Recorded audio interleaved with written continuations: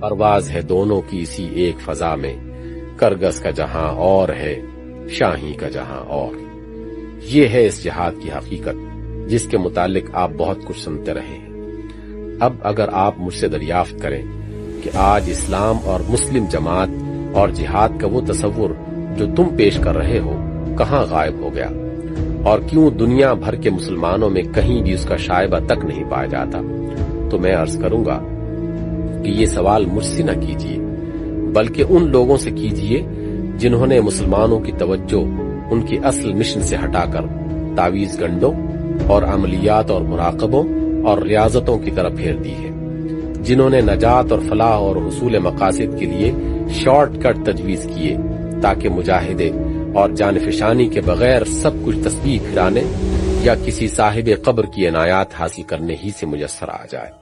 جنہوں نے اسلام کی کلیات اور اصول و مقاصد کو لپیٹ کر تاریک گوشوں میں پھینک دیا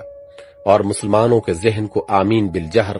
اور رفع الیدین اور ایصال ثواب و زیارت قبور اور اسی قسم کی بے شمار جزیات کی بحثوں میں ایسا پھنسایا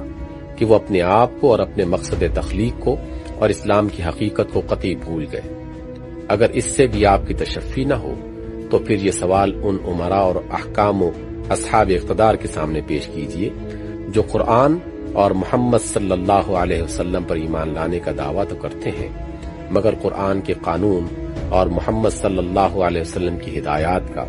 اس سے زیادہ کوئی حق اپنے اوپر تسلیم نہیں کرتے